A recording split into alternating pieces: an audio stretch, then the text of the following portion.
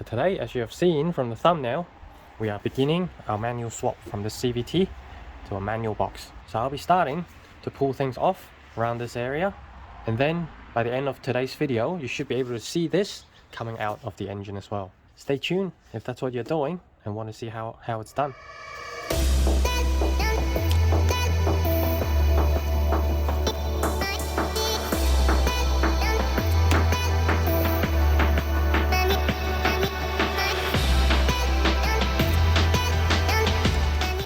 $12mm for the starter.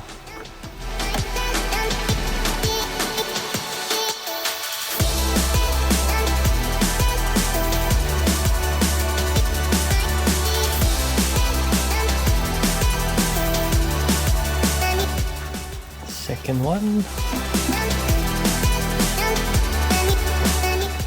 Sometimes when things become loose like this, all you need to do is just hold on, push it back in place, and the bolt is going to come out a lot easier without any tension on it.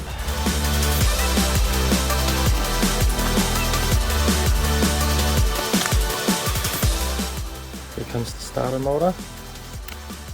You see this massive plug. Hopefully it doesn't cause us any problems when doing the manual swap. And these should be the reversing light. Send power to the lights.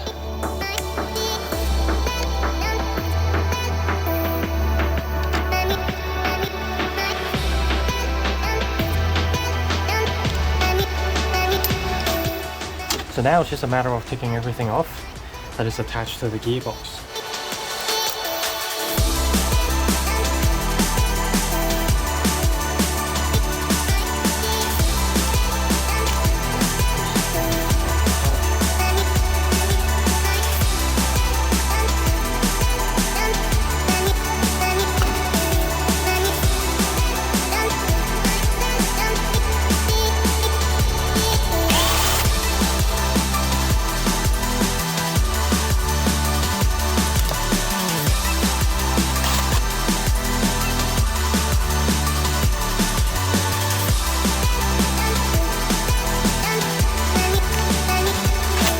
Little bits here and there, just these plastic clips. You have to make sure you remove them as well.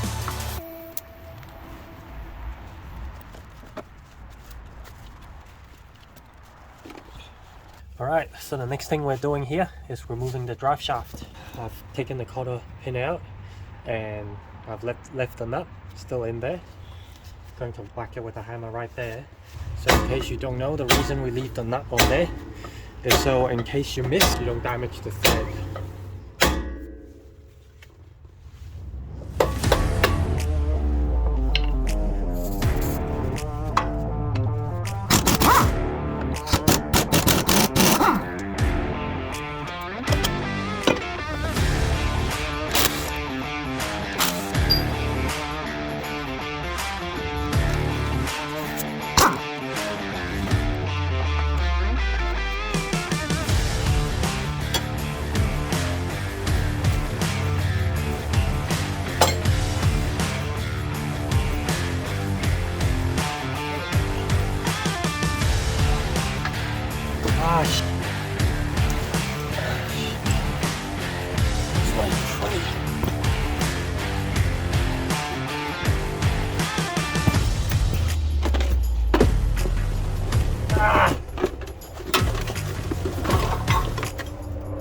Make sure you guys remember, every time you pop off a drive shaft, have a tray ready below.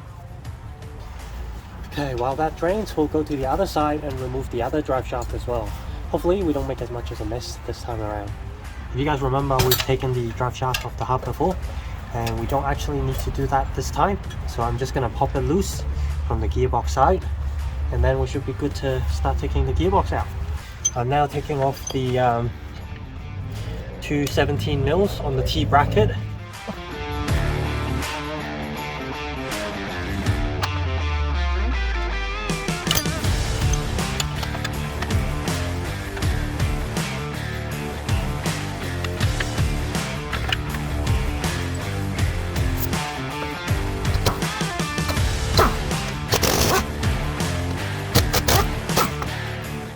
Okay, so just a quick recap.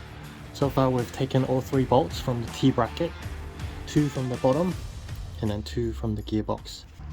One here at the bottom next to the headers, one there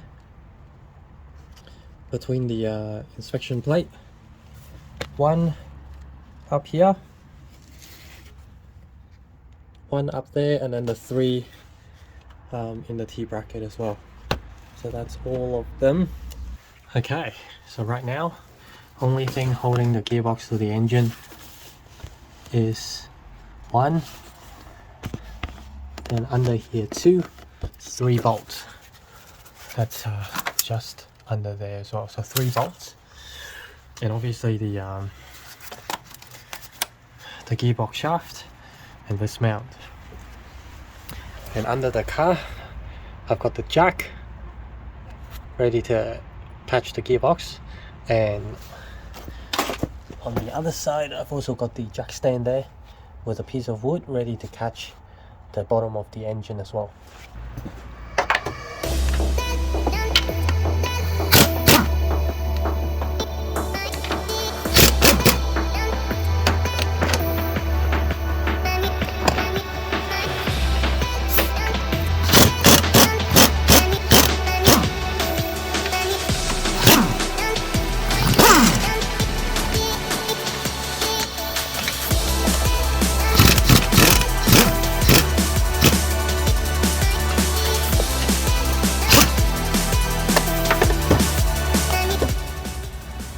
So I'm leaving, I've taken this off, left those both on, basically right at the top. So I'm going to go down now to try and lower the gearbox a little bit to make sure everything is good before continuing. So remember guys, safety first.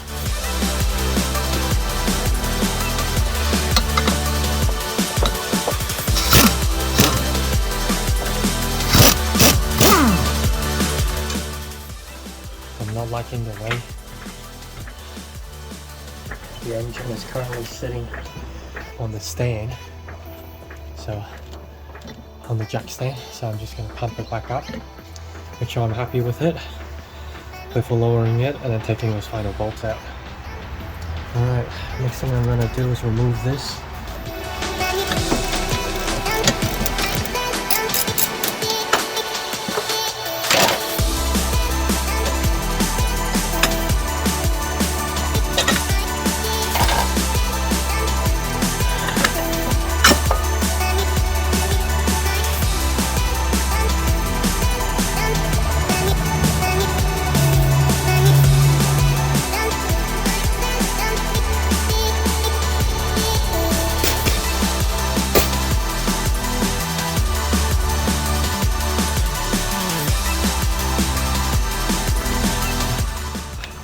Something that you should have done is don't undo the bolts all the way, but at least crack them when the engine mount is still on. Not sure if you saw, but just then as I tried to crack them, the whole engine was moving, so it made it just a little bit more difficult.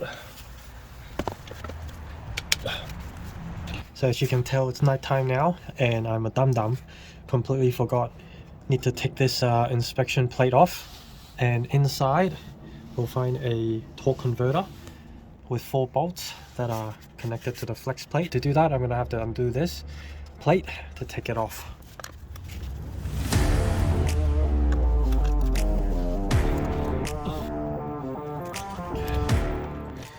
So what I'm doing now is taking off these 3 bolts for the headers to drop the header a little bit so I can access that bolt.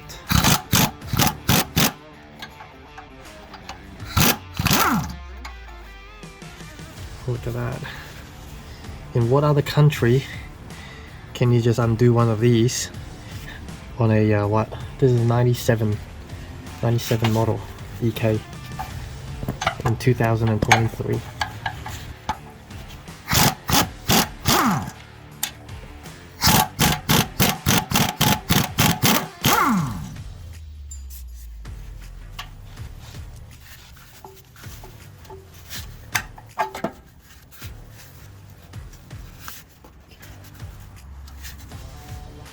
So taking off the bolts, attaching the flex plate to the torque converter,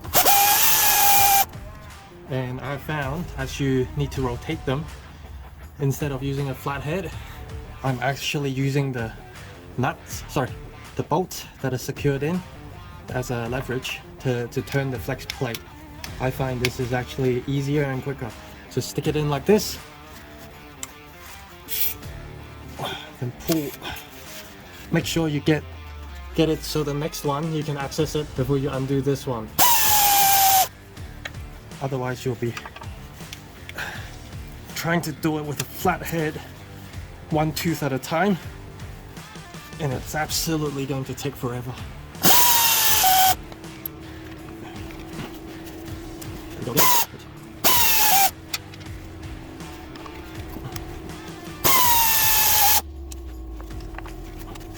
And here's our last one.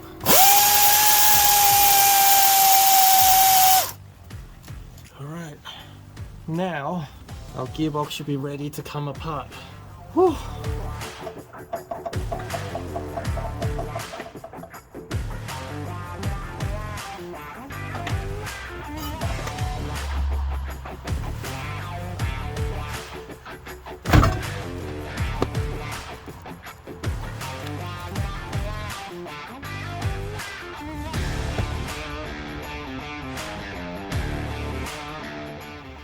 Lesson learned. Next time to do this, use the engine crane rather than the jack. Right now, if you have a look, because of the jack, the gearbox couldn't come out. Whereas if I use the engine crane to crane the gearbox off, I'll be able to drop it kind of on the ground and then slide it out of this gap, no problem. But there we go, everyone. Gearbox is out. Made a huge mess in the end because as that drive shaft came out, opened it right up, and the gearbox also tilted backwards. So and obviously all the jack stands are in the way, so the tray couldn't get in to catch a lot of the fluid. So there you go. That's how you remove an automatic gearbox, guys. Hope this helped, and if you enjoyed it, please make sure you give me a thumbs up. I would really appreciate it. Until next time, I'll catch you later.